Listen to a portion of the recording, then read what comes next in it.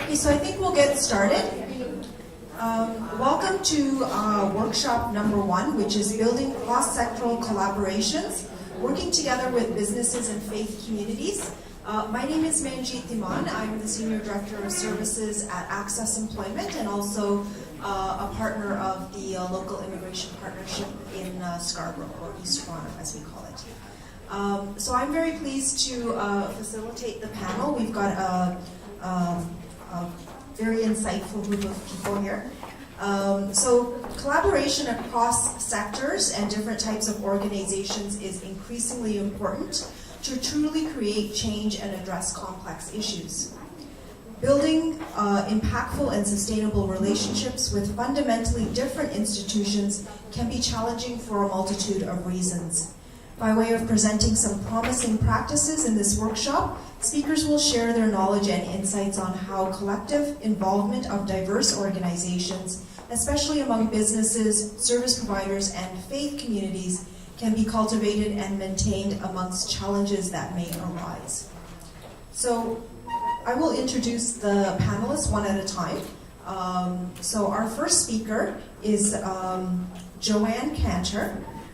Joanne is a social worker with NPower Canada, which is a nonprofit that helps underserved young adults in the GTA begin careers in IT. Supported by large IT employers, NPower Canada offers students free tech training courses and then connects them with employers for internships and long-term jobs in the tech sector. Joanna comes to NPower with several years of experience working with newcomer youth and young adults from diverse backgrounds, helping them to successfully complete employment training programs and achieve their potential. She has worked in various community programs in Toronto, London, England, and New York City. As the social worker for an after-school program in New York, she facilitated a corporate workplace readiness program, working with employers to successfully place dozens of young people in meaningful summer internships. And I'm also proud that Access is actually one of the partner organizations with NPower Canada, so I'm excited to hear more about how things are going. Thank you. I'll pass the mic to you. Thank you. Thanks so much, and thanks for having me. I am going to talk a little bit about NPower Canada so you guys can have a case study of a different way to get some funding. Okay, so NPower was founded in New York City, and NPower mobilizes the tech community and provides individuals, nonprofits, and schools opportunities to build tech skills and achieve their potential. There are locations in Brooklyn, New York, and Harlem, New York, as well as North Texas, San Francisco, and recently Toronto. So NPower Canada launched in November 2014 in the GTA. And we are running the Technology Service Corps program, which is in-class tech training offered at no cost to participants. It is employer-driven, industry-certified, and market-responsive. It provides access to skilled entry-level jobs that launch meaningful careers, and 80% and more of graduates employed or in higher education in the New York program. So we're very excited. The pilot stage just started in November, and our full program is going to begin in July 2015. Okay, so I thought we could talk about the need for a moment. There is a major tech sector skill shortage in the GTA. We talked to CEOs, and they said that they think there's about 106,000 additional IT jobs that are going to be created by the time 2016 rolls around. And I think our executive director, Julia Blackburn, put it really well when she said, we have youth who need technical skills and jobs, and employers who need a trained, diverse workforce. Our program bridges the gap. This is about the tech community coming together to put at-risk youth on a better career path. Okay, so the program we do, the Technology Service Corps, it is a 15-week part-time Cisco Academy IT Essentials in-class training from 9 to 1, Monday through Thursday. And then we have professional skills workshops on Fridays from 9 to 1 to help the students with all professional skills when they get into the workforce. We have monthly counseling and support, which is where I come in as the social worker for the program. I make sure that everything in the students' lives outside of the tech is going smoothly so that they can get through it. We do field trips, site visits, and we have guest speakers from the IT industry come in and speak to them to open their minds and see what is available. It's also exciting for them to meet real people in these great jobs and see what that is like. At the end of the tech training component, the students complete a CompTIA A+ certification test. Not an easy test at all. Our students right now are preparing to take that next week. And when they are finished that, we place them in a 7-week paid internship in the IT field. Once they're finished their internship, they're considered NPower grads, and we help with securing full-time employment for them. And then we provide 2 years of post-hire support. So our students are youth between the ages of 18 and 25. We target underserved low-income youth facing barriers to employment. A lot of our youth are newcomers. The only thing is minimum educational requirements is a high school graduation or a GED. And they must have a strong interest in working in technology because it's very tech heavy, and they have to be eligible to work in Canada. So there's no tech background that they need to have, just the interest. So career opportunities available to them when they've completed our program: hardware installation and repair, user support technician, software. I mean, a lot of very difficult sounding jobs to me because they are a different area than I know. And our funding. So we're primarily funded by the private sector. Our paid internships are offered by corporate partners, and our state-of-the-art computer lab and all office space is provided for free by Ryerson University. So I put some of our partners up on the board, community partners and also large employers. And I thought I would talk a little bit about building bridges in the community. So some ways that we've been able to do that at NPower Canada is using an advisory council, our board of directors, community partnerships, professional connections, personal connections, and cold calls. So I'll go through those one at a time. So an advisory council are leaders in the field. They advise on the direction of the program. This was something that they did when they first started NPower in the US. They asked leaders in the field, what are the skills that are lacking? What type of training should we be doing? How can we fill the gap? We really wanted to know what they thought, because that's the most important part.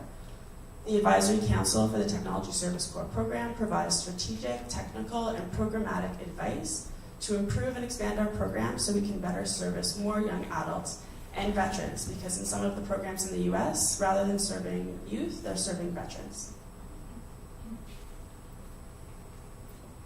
So the board of directors, when we started up in Canada, we had some great connections from New York because we had someone from Accenture, someone from Cisco. These are 2 really big IT companies who could say to their Canadian office, okay, you're going to have a board member on NPower and help them out. And they've helped us connect with a lot of great people. And so leaders in the field, that's what we're really looking for.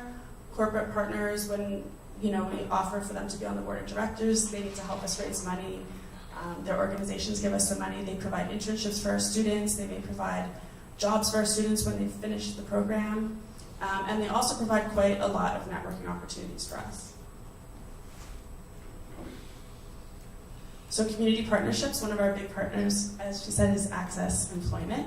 They help us with all of the job aspects, the internships, getting the students ready, connecting them with interviews. We have someone who's part-time who works with us from Access. Civic Action, we work closely with. They have the same goal of connecting youth with meaningful and sustainable employment opportunities. Ryerson University fits with their commitment to diversity. They're also a leader in partnering with corporations. Students at Ryerson have a lot of opportunities with corporations, as well as United Way Toronto. Okay, so professional connections. We use networking quite a bit. I know my manager, Andrew, is always on LinkedIn connecting with people, trying to find new opportunities for our students to have internships or jobs when they're finished, constantly getting new internships and jobs. And we leverage personal connections. What I wrote is we are not above it. We base everyone at NPower talks to everyone we know and says, if you have anyone in mind who might be able to provide an internship or has an IT department where they might need a student, then you should definitely work with us. And cold calls, you'd be surprised how many connections we're able to make by just looking at big IT companies, Googling it, and then calling them. We'll pitch to tech companies or large organizations that have IT departments, and we're able to get internships, jobs for NPower grads. I don't know if we've gotten money so far, but I'm sure we will be able to. And then I just thought I would show you a little bit of our marketing strategy, because we treat it really like a business when we're marketing to different people. So if we're marketing to the youth, we have a very different way of saying you should join our program than when we're marketing to potential funders. So this is one of the diagrams we have where we say, you know, an NPower Canada intern can keep your business running smoothly, provide timely and professional user support, inspire and engage your team, make change feel comfortable and seamless. So I thought it'd be nice to show some examples. And then we also have, this is from our brochure when we speak to funders. In terms of giving and governance, you can donate, you can make a significant annual gift, or you can host an intern, launch a career, hire top talent, recruit our graduates when they're finished the whole program, and share your expertise, be a mentor, host and participate in professional development activities, join our speaker series, come to our leadership breakfast. Lots of different ways to try to get employers on board. And this is just a couple pictures of the students doing their thing, opening up computers, fixing them. This is no joke. It's a very difficult 3-month program. And as I said, our pilot program, the students are going to be doing their test next week. So they're cramming now, although they had to study quite a bit all through the whole 3 months. So that's all.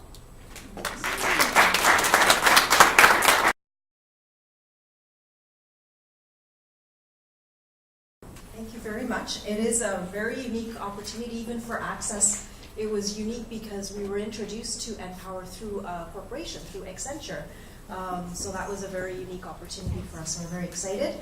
And I'll add the plug too. So if anybody knows any IT companies or in their own organizations, you're hiring somebody, come to us and we will hook you up with a fabulous young student. So we're going to move along to our next presenter. Next, right beside me, I have Liz Gildner. Liz began working with IBM in 2000 when she joined the organization change practice of IBM Business Consulting Services. Currently, Liz Gildner is a program manager for the Canadian Corporate Citizenship and Corporate Affairs team. Her territory includes the provinces of British Columbia and Alberta. Liz also provides support to Greater Toronto Area and countries in the northern part of the Caribbean. That sounds fun. Prior to joining IBM, Liz lived in Vancouver, BC for 10 years, providing internal and external consulting services in human resources, organizational design and organizational change, leadership development, team building, and conflict resolution. Liz worked as an internal consultant at BC Children's Hospital and BC Women's Hospital.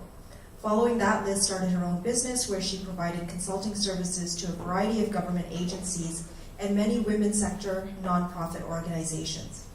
Liz's first job was with Ontario's Ministry of Culture and Recreation, followed by almost 10 years as an executive and program director at National Sport and Recreation Centre in Ottawa. Very diverse background. We look forward to hearing your presentation. Thank you. Can you pass that down here? Oh, I've got the clicker. Okay, great.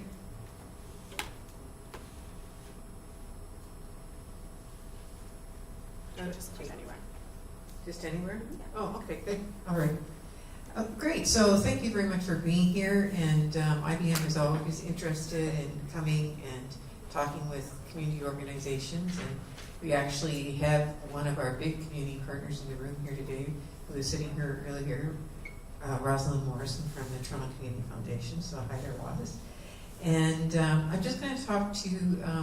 I've got 10 slides, and what I'm going to do is I'm going to focus the first 5 on a little bit about IBM and how we do our corporate citizenship and what our philosophy is and that kind of thing.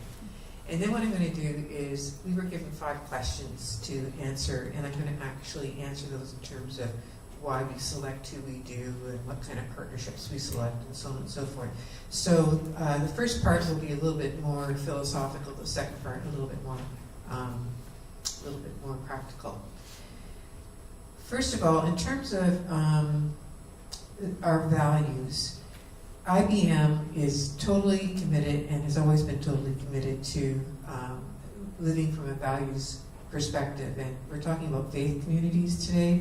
And our original CEO from 1911 was Thomas Watson, who was a Christian.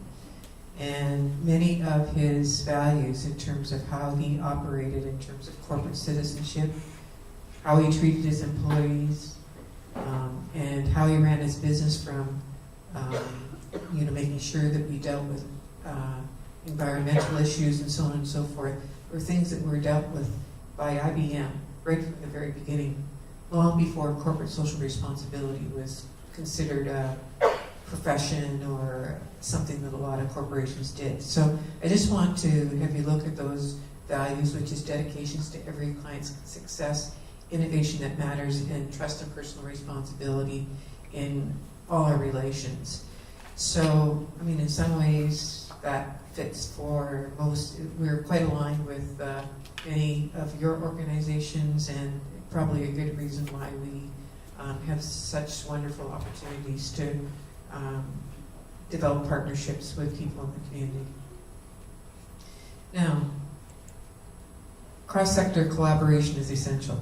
No one sector of the economy on its own can solve the problems of the world, and I think you've already been talking about that today.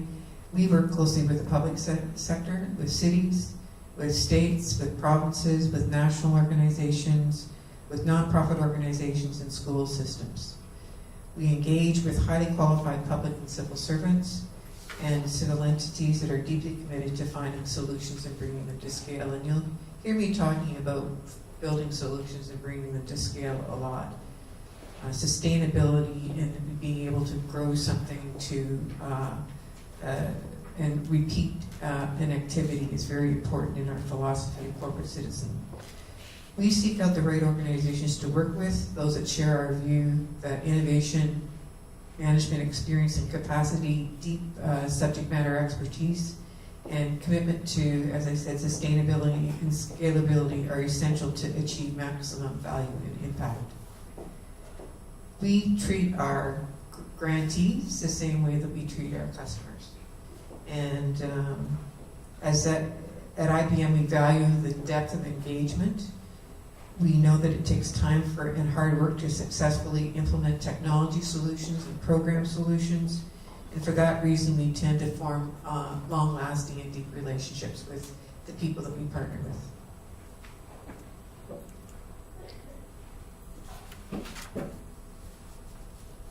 Now, we have a lot of smart people at IBM. I'm in corporate citizenship and corporate affairs, and I'm pretty smart, but I'm not one of us. We have really smart people there in terms of technology and the amount of kinds of forward-thinking and activities that we're able to do in our company is pretty amazing, and it can be pretty intimidating at times. But that's why I like my job the best. So our goal is to apply our innovation skills and expertise to help address significant societal problems. That's what our whole corporate citizenship is about. And we believe that if we can be part of addressing and identifying and then implementing solutions, we're doing the right thing. For this reason, we favor rolling up our sleeves in full collaboration with people and with companies, with governments, as opposed to checkbook philanthropy, which you might not be too happy about that. We stopped giving, with very few exceptions, we stopped writing big checks about 10 years ago. And we started kind of saying, these are the skills that we have, this is what we can bring, here are the programs that we can develop, and I'll talk about some of those global programs that we have. And that's what we're going to focus on. We built educational programs for K-12. These are all things that have been implemented all over the world. So, like I say, with very few exceptions, we might fund a few tables for events, and there might be very special initiatives that we might get cash for, but by and large, that's not part of how we do business.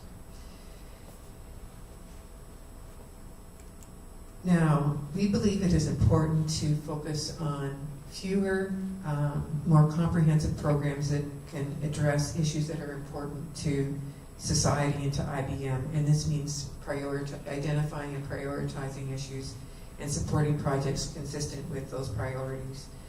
Accordingly, we focus on projects designed to help ameliorate significant social and educational conditions that impact the quality of life and well-being of people in the community.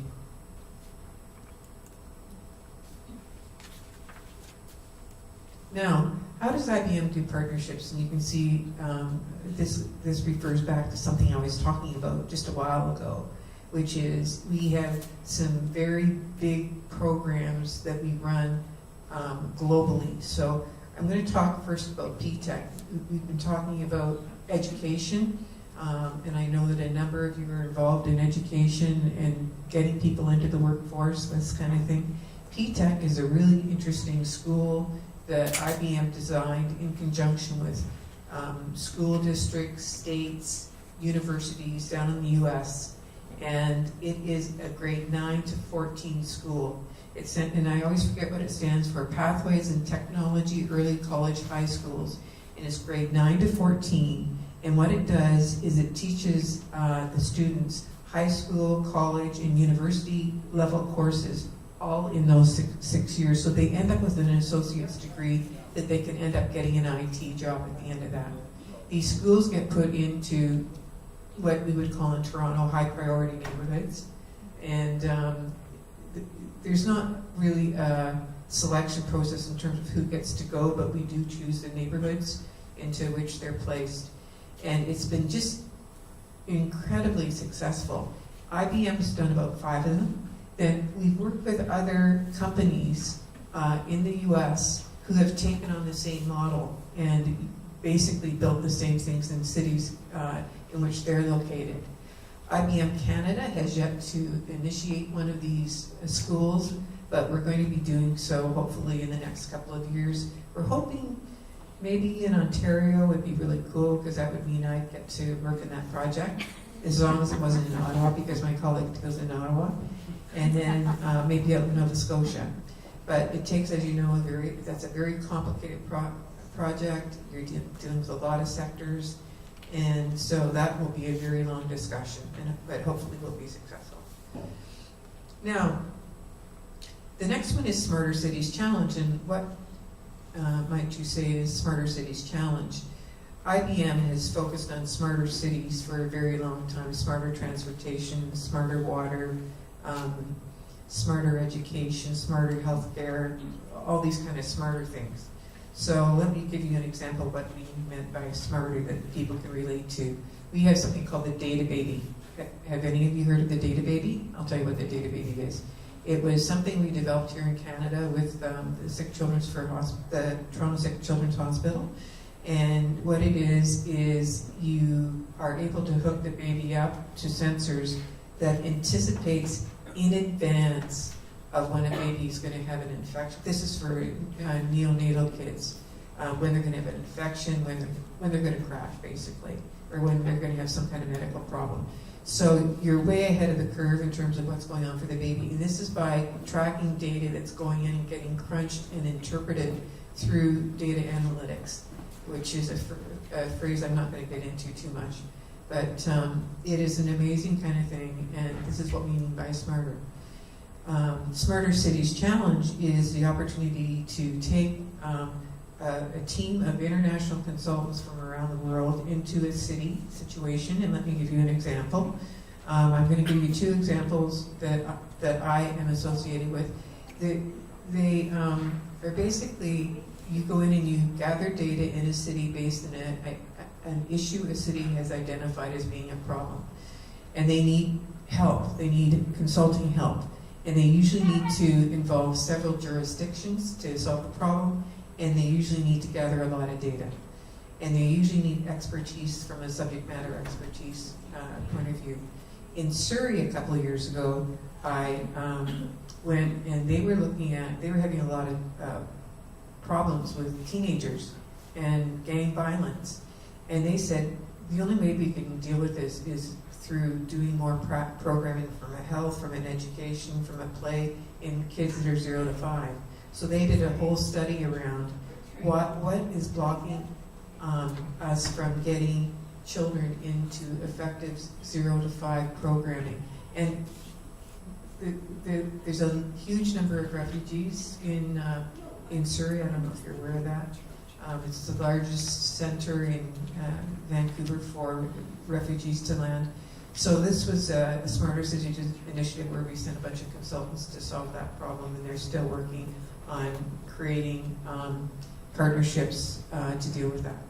So that's Smarter Cities, and there's another one happening hopefully in Victoria, and that's going to be, they've identified that one of the big issues for them, Victoria being a retirement place, is that there's a lot of people with dementia, and they want to look at, they've already got the plans for it and the idea and the concept, but they're unable to get the various levels of government and jurisdictions together to figure out what we need to do to build. There's something similar to a community living model that they have for adults that suffer developmental disabilities. They're thinking the same kind of construct. And so they want to do a project on that, and that's a Smarter Cities initiative. And finally, corporate services corps. I'm just going to check my time. How am I doing here? I'm okay? Corporate services corps is really fun. Now, you talked about services corps, didn't you? Our corporate services corps is where all the smart employees in IBM that get good rankings get to apply for this program where they go and work internationally on projects that have been identified by IBM along with NGOs where they need consulting advice. And again, it's the same idea as Smarter Cities Challenge, but this is where we're going to primarily only developing countries. It could be a tourist bureau, it could be a university, it could be a women's collective growing food, and we go in there and teach them whether it's business skills or project planning or whatever. We send about 8 consultants for a month, and they live right in they experience the whole, it's sort of like the American Peace Corps. They experience the whole living in the community and doing the work for the project. So we've done, I just want to check the stats on this. That project has touched over 33 million. It's been going since 2008. It's touched 33 million people, over 1,000 projects, 2,500 participants from IBM who come from 60 different countries. So it's fairly expansive for, like 2008 isn't that long ago. So it's kind of cool. Okay, let's talk about local partnerships. This is going to be more meaningful to you. You can see that there's some big organizations listed there, and there's some Aboriginal organizations that aren't up there that I will talk about. We're a big organization, and we tend to partner with big organizations. That makes sense. And in GTA, I'm going to talk about 3. I'm going to talk about United Way of Toronto. I'm going to talk about United Way of Region. I'm going to talk about the Toronto Foundation. And the United Way of Toronto, like I say, IBM engages with larger organizations because of their size and our size. So with University of Toronto, we've had a diversity of support and projects in which we have worked together. They actually, even though we have our own ECF campaign, our Employees Charitable Fund campaign, they do all the backroom work for managing donations. So I click on a button and say I want to donate $10,000 to the Toronto Community Foundation, and they then send it, they take that, they get the money out of my paycheck, and they send it to the Toronto Community Foundation. Okay, that one happened to us. Right, yeah. The other thing we do is we provided furniture to a couple of their community hubs, the Dorset Park and Rec Sale. We've run a number of capacity building workshops, and this is where you might be interested. While we don't necessarily touch smaller organizations or faith organizations directly, when we ran 3 workshops with both United Way of York Region and United Way of Toronto, and in both cases, over 50 organizations attended those workshops. We would send 2 or 3 IBM consultants to run the workshops, and then there'd be maybe 35 to 50 participants, and they would be from various organizations. So I'll talk more about what some of the workshops are. but they're what we call our impact grants, and they basically touch the most community organizations. In addition, in 2014, for United Way, we facilitated a strategic planning session. They were involved in a multi-partner project that was a little stuck, and we did some strategic planning for them. So that's the type of thing we do. In addition to the capacity building workshops we did at United Way York Region, we also did a technology assessment, which is go in and assess our whole IT department and say you need this many servers, you need to do this, you need to do that. And we did that last year. And I think that those are the two things that we did mostly at United Way York Region. Plus we obviously get involved with a lot of their employee engagement things to support some of their fundraising goals for their actual campaign. Now, maybe Raj, you can answer a question. With Toronto Community Foundation, the biggest thing that we got involved with, when did the Community Knowledge Center start? 2010. Okay, so that's 5 years ago. And Rahul Bardwal came to us. I don't know who it was that came to us. I think it actually is a woman who's no longer there, came to us and said, we've got a great idea. It's called the Community Knowledge Center. And the way that I explain this is it connects community organizations with potential funders and with citizens. The community organizations get to tell their stories on this portal with videos and their annual reports and descriptions of their programming and their mission statement and all of that kind of thing. And if I'm a funder, for example, I could go in and touch seniors. I want to fund seniors organizations, organizations that do seniors programming in Scarborough. And they can type in some of those search criteria and find out all of those organizations. I'm probably oversimplifying it, but the bottom line is we were able to build that for Toronto Community Foundation, and they've gone on to do the work to have this Community Knowledge Center in not just Toronto, but 4 other organizations: Victoria Foundation, the Calgary Foundation, the Community Foundation of Southern Alberta, Southeastern Alberta, and Community Foundation of South Okanagan. So, and then more recently, we participated in a program called 2014 Community Knowledge Exchange, where IBM was involved with on a dialogue about youth employment.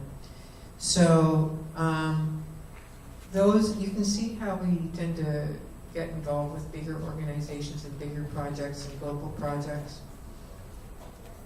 I want to talk to you about where we do get involved with, as I mentioned, where we do get involved with community-based organization, and these are with our impact grants. If you want to look at the piece on capability, capacity building, those are the list of workshops. That's the list of workshops that we run. And that's actually on a website, ibm.com, under social responsibility. But it's leadership, becoming a leader of change workshop, project review, small business resources marketing. We also do things in digital marketing strategy, strategic assessments, technology roadmaps, website user experience, SPSS, predictive analysis, analytics. Some of you won't even know what some of these things mean, but some of the larger organizations do. So that's how we tend to get involved with some of the community organizations. Now, the other thing is about faith-based organizations. I just want to let you know that we tend not to get involved with too many faith-based organizations. We do when they're doing work for the community. We obviously don't support their work of faith from a church point of view. Like when I was a choir member, I could have volunteered. I spent many hours in the church, and the other people who volunteered for Girl Scouts could get a grant for that, like a community grant. But because I was in a church and it was for the purpose of the service of the church, I was unable to do that. However, if you were running a church, if you had a volunteer from IBM that were involved in a soup kitchen or an out in the cold program, you would be able to get a community grant because that's how IBM would get involved with faith organizations. Now I've got 2 more slides. 2 minutes? Okay, I'll be fast. Characteristics of a successful partnership. Number 1, we need to understand, just like we need to understand our mutual missions and business goals in order to work effectively together. We've developed a pretty comprehensive approach to corporate citizenship that aligns with IBM values, and we focus on environment, community, economic development, education, health, literacy, language, and culture, and we want to be working with organizations who do the same thing. Also, we like long-term partnerships. And finally, whether it's the complex problems of the world's cities or developing schools that prepare students for careers, we hope to cause widespread measurable change. And as a result, we get involved with partnerships that can be sustained over long periods of time. Now, why support community programs? Well, this is easy for IBM to answer. Corporate responsibilities are termed, as I mentioned, both Tom Watson and then Tom Watson Jr. after him used in 1969, well before it was in popular use. And it has been a pillar for how IBM runs its business. And corporate citizenship is just one of a number of elements that we focus on. Environment, supply chain, that means, you know, where we get our materials from. We're not exploiting people over in India or whatever. Employee well-being and diversity, corporate governance, these are all things that we measure and have looked at for many years. That's part of our corporate citizenship. And then partnering with organizations in the end just makes sense to IBM. We have been doing it for over 100 years, and we anticipate to be doing it well into the future. Thank you. Thank you very much, Liz. That was great. And our third panelist is the Reverend Helena Rose Holdcraft. I hope I said that right. Helena's first degree was in nursing from McMaster, and she has been an ordained Anglican priest since 1983. Anglican.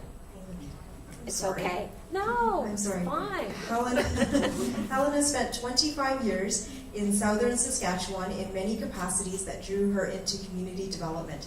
Since 2007, she has been the executive director of Flemington Park Ministry and a board member of the local food bank. She acts on the premise that people can advocate for their own needs, that empowerment comes from within, and that her task is to believe in people and the probability of transformation. Her ministry has built significant partnerships in food security issues and self-advocacy programs. Anglican. Anglican. That's what I meant. Thank you very much. I do not have a PowerPoint.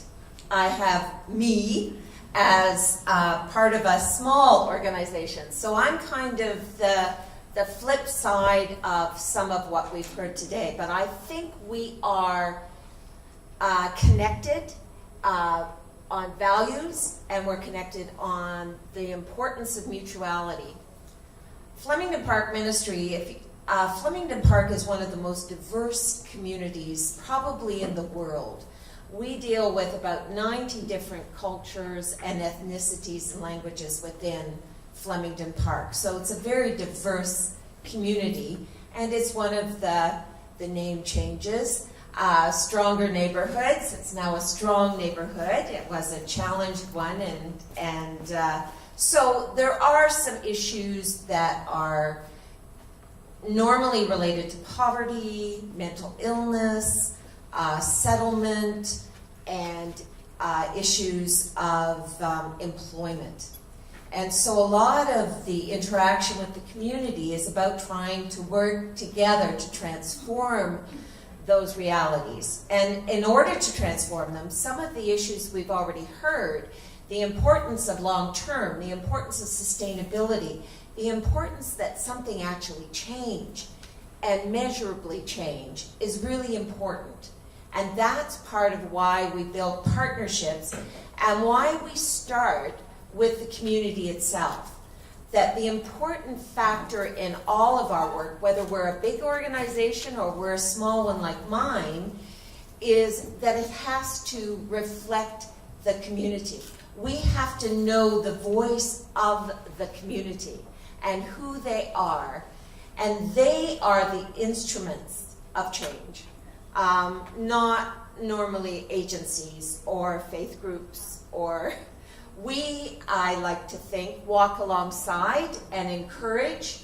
And it's often been said to me, we had a counselor visiting, and the counselor said, "Oh, there's Helena. She believes that you give a fish to a person and they eat for a day, but you teach them how to fish and they'll eat for a lifetime. That's my philosophy." And I actually said, "No, John, that's not my philosophy at all.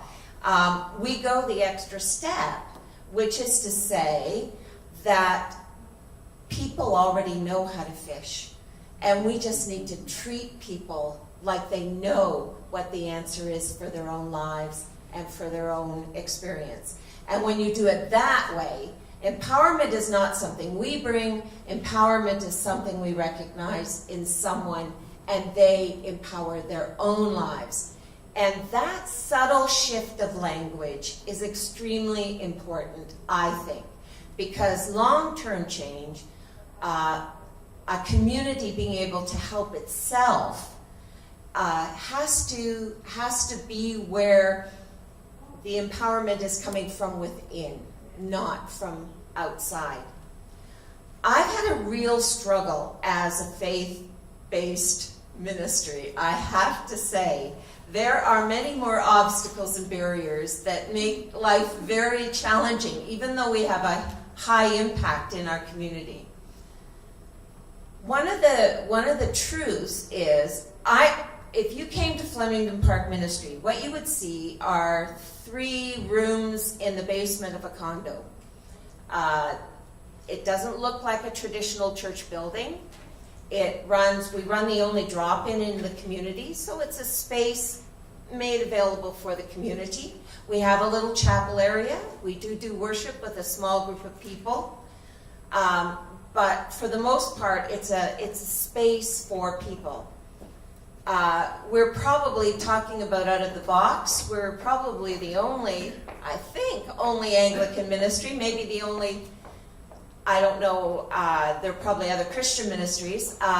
2 of our staff are Muslim, and that's important to us. It's important to us that our faith recognition goes beyond our own congregation or our own sense of what the faith is about. And that has had a major impact in the community, because respecting faith and being mutual with faith really makes a difference in the community, because a lot of people, faith is very important to them.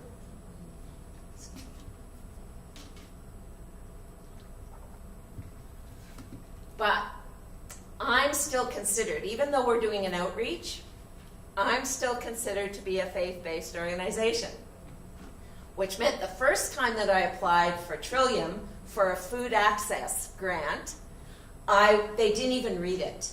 They turned it down because I discovered, and I didn't know this, and it's not on the website, but that the government of Ontario has an agreement with funding organizations that they will not fund faith-based organizations. And that was a surprise to me. But I said, this isn't about, I'm not trying to propagate our faith.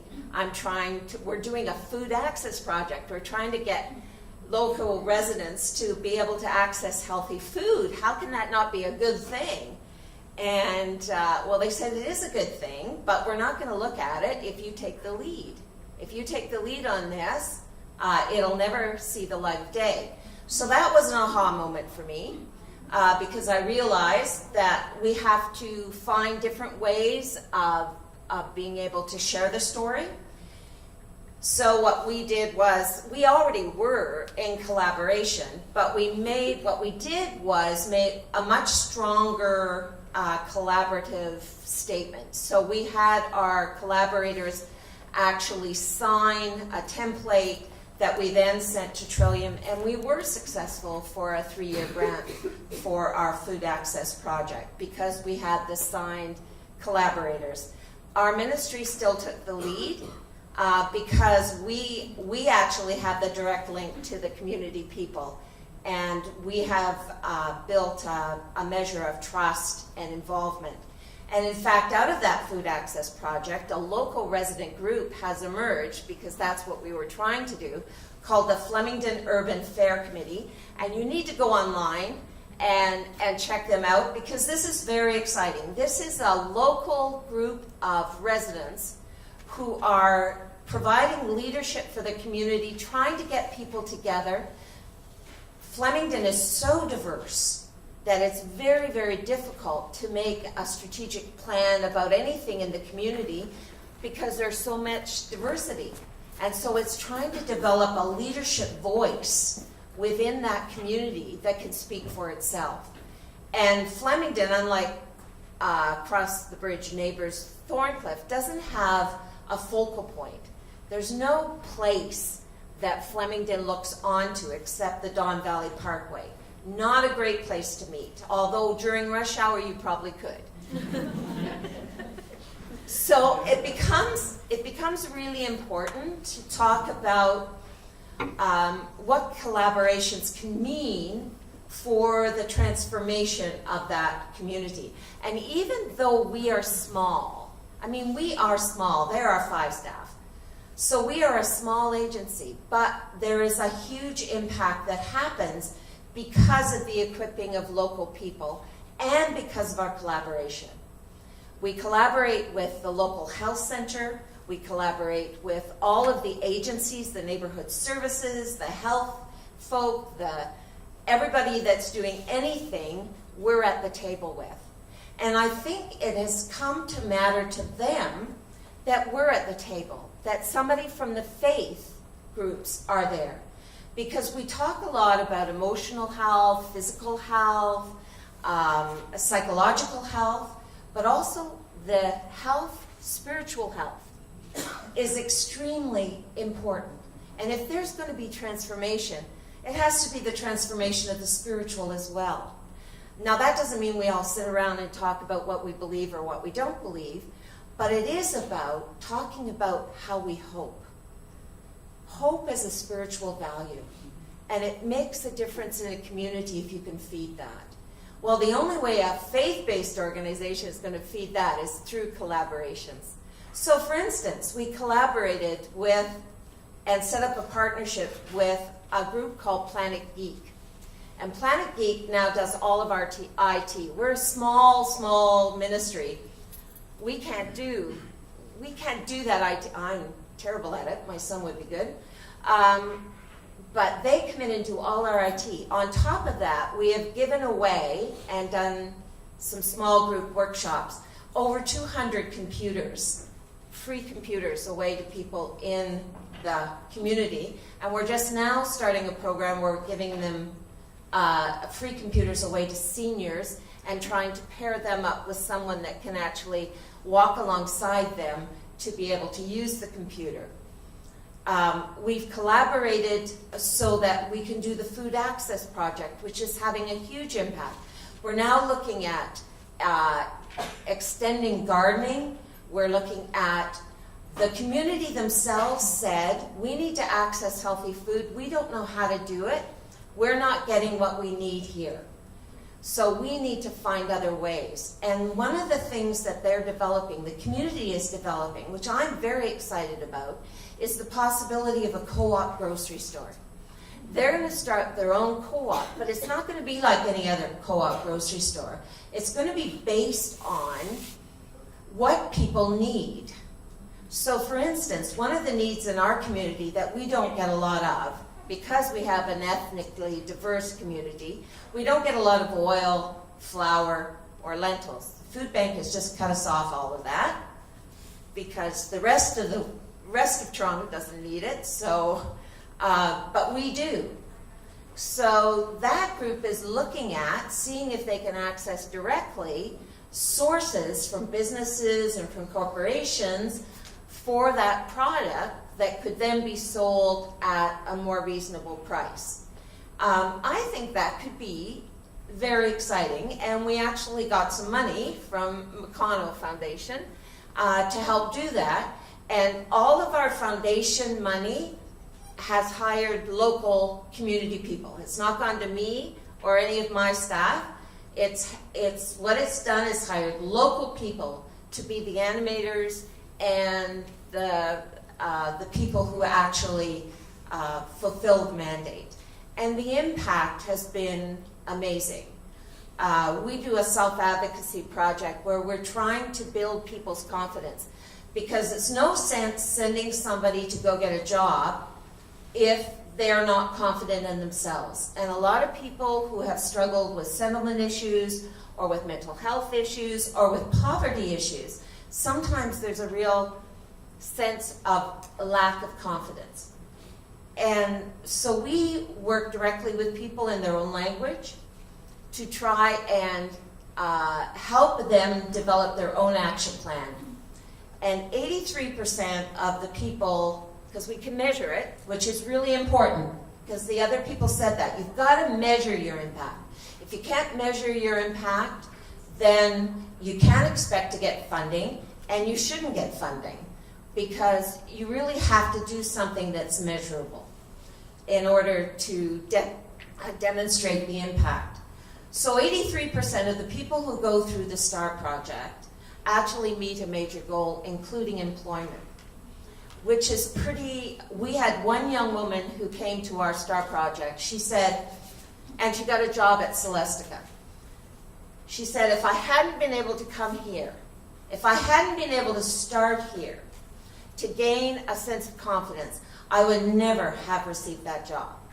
So that's a piece of the puzzle that a small organization like Flemington Park Ministry can offer somebody. We need to start looking at our faith groups and seeing what their partnership can offer. I think you even mentioned it. The idea of space.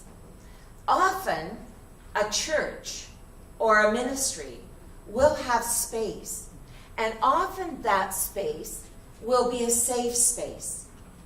When the children were murdered in Pakistan, I got a phone call from a woman.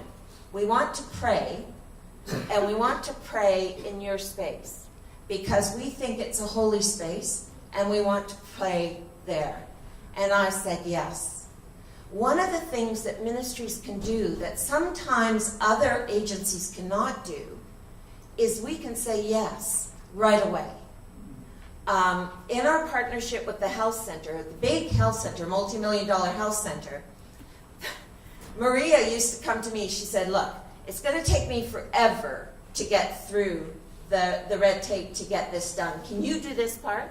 And I will always say yes, yes. And that's what you can look to a faith group to actually consider. That a faith group might have some space, safe space. They also might be the kind of people you can partner with that can make flexible decisions. And in the mix of things, being able to do a flexible decision at times is really important. I would never do anything if I didn't do it in partnership. I don't do anything in our ministry without being in partnership with someone. And it's starting to bear fruit so that Flemington Park is actually going to work at developing their own hub that's going to be unique.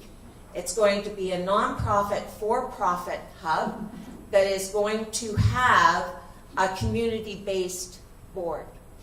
And so, problem with hubs is they're not sustainable. Because if you only have not-for-profits, you're not going to be able to sustain it. But if you could integrate it with for-profits and integrate your programs so that they feed each other, it can make a transformative change.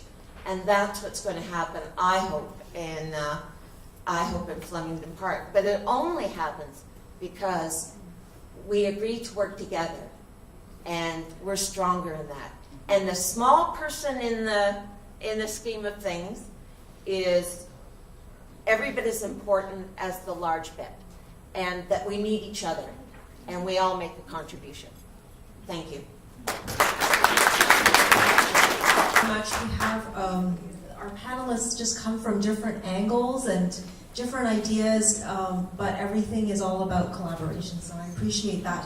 We have about 15 minutes, so we can take some questions for our panelists.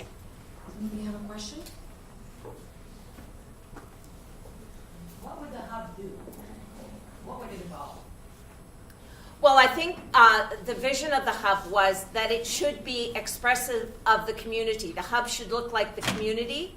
And the combination of for-profit and not-for-profit was, if we have employers in there, then the not-for-profit sector can start, we can do our advocacy program to help build confidence. Skills for Change can do their work in terms of resume and that sort of thing.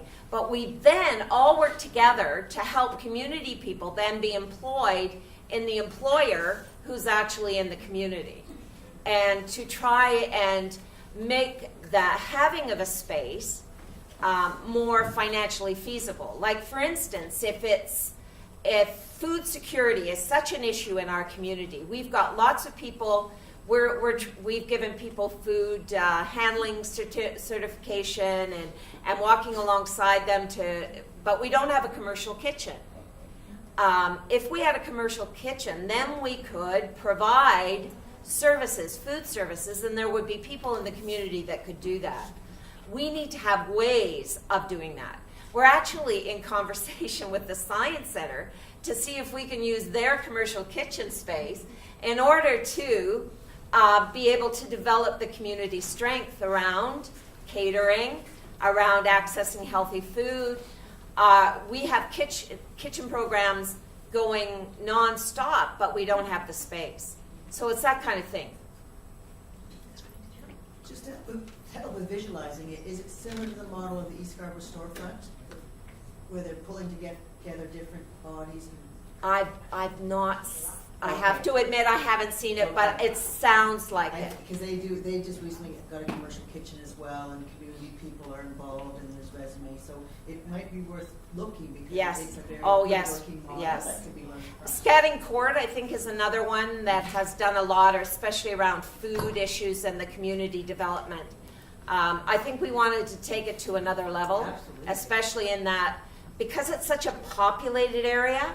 I mean, Flemington Park is a small square footage, but such, 40,000 people.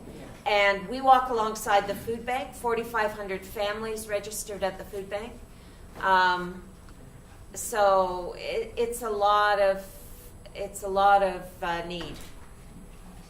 There's a question at the back over here. Yeah. Hi, my name's Rachel, and I represent Epilepsy Toronto.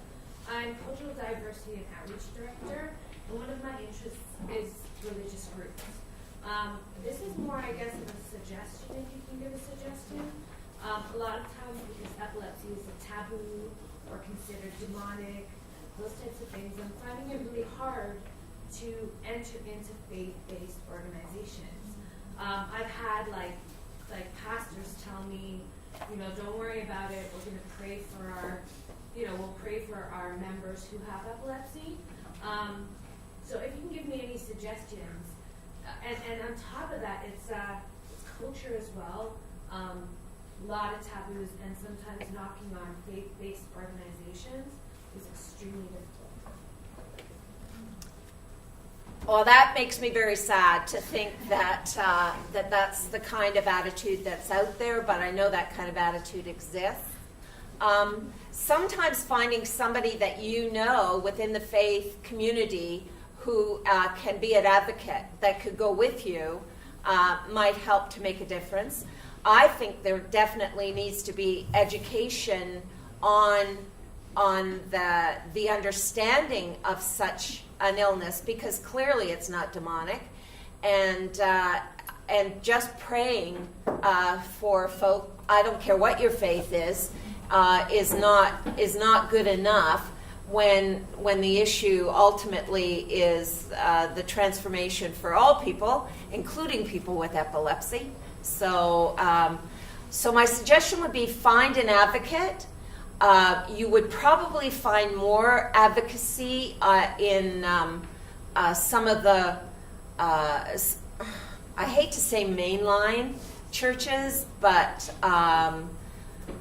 if you want to get in touch with me, and I'll try to see if we can make some connections. I should tell you that in Flemington Park, there's an historic collaboration happened around the food bank that has united Christian, Sunni Muslim, and Ismaili Muslim in an historic collaboration. I mean, that's not happening anywhere else in the world. I mean, they're killing each other everywhere else in the world. But in Flemington, they developed an historic collaboration. And I think it's that kind of strength that the epilepsy group needs to get in touch with, where there's already all that. Yeah. But I'd be more than happy, and I'd be more than happy to help find ways of disinforming folk that use scripture and prayer in ways that are quite minimalizing. Thank you. So thank you. We have a question. This question's for Helena Rose. My name's Hoya. I work for Toronto Coordination Partnership, and I found it really interesting your point about measuring impact and the fact that it is about outcome as opposed to output. And I was wondering, you mentioned that major goals. There was a major goal that somebody was able to say they achieved as part of an initiative that you would run. What are some of the examples of impact measurement that you've utilized? Did you assess the people's major goals initially and then kind of reassess afterwards? And are there any other types of impact measurements that you utilize? That's a really good question. And when I first took this job at Flemington Park Ministry, I would not have been able to answer that. That was a skill set I did not have. But it so happened that World Vision has an excellent program for developing local leadership and local programs. And I'm working with them, with people from our community. We learned how to do develop the kind of tools necessary to be able to say, this is what we're doing, this is why we're doing it, this is how we're doing it, and this is how we're measuring it. So they gave us that tool. We then use that tool in all other aspects of the work that we do, so that we do have measurement tools that we develop. So for our STAR, we have a way of measuring. We have several tools we use to measure whether it's been a success or not. Some of that will be anecdotal. Some of it will be actually graded on a percentage measement. And so for our food access project, which we have through Trillium, we also have targets that we have. We have to do so many of this, so many of that, and that this has to be the result. And we have to be able to measure that. And we have been able to do that. And happily so, the impact has gone beyond what we expected, which is very exciting. So having good tools and learning from people who know how to use those tools. And I know there are other organizations that have those, that expertise that you can ask. For me, it was World Vision, but there are other people out there as well. Thank you very much. I think we have time for a couple more questions. Any other questions or comments? Thank you very much for your presentation. My question is for NPower. I'd like to know, I think you said that your program is for young people. How does a young person enroll into it? Oh, good question. Thanks for asking, actually, because I wanted to mention that if you guys know young people between the ages of 18 to 25, we definitely recommend letting them know about it. There's an application online, and the next cohort is going to be starting in July. So the applications we're going to start accepting them in mid-March. When we look through the applications and choose who gets to be in the cohort, we are definitely looking for diversity. We want to make sure that all of the different priority neighborhoods are taken into account. So in our pilot program, we have people from all over the city. So people are coming. No one takes a subway together because everyone's from everywhere. And then also the main thing is that they're facing obstacles to getting employment. So there's a few different ones. Many of the people in our program started college and dropped out because they couldn't afford it. Many of them have just been working too many jobs at once to be able to consider that. Trying to think, some people dropped out for tragic reasons. I mean, there's a lot of reasons that have prevented them from succeeding in other avenues. But we definitely look at the need because we want to make sure that we're offering the program to people with the biggest need. And starting in July, we're going to have 2 cohorts at the same time, so a morning class and an afternoon class, which will mean that we can accept about 65 students, which is better than right now. We accepted 30 and ended up with 25. So 65 is quite a lot, and in the future, we're hoping to have one class that's all women. We're really focusing on trying to get more women in IT. So especially if you know women 18 to 25, let them know about it. You can just Google NPower Canada. All the information is there. Thanks for asking. Great. Any other questions? It's great. It's perfect timing. We got about 2 minutes before 12:30. So I just want to thank everybody on our panel for your insightful information, for sharing so genuinely and passionately the work that you do. Thank you for being here.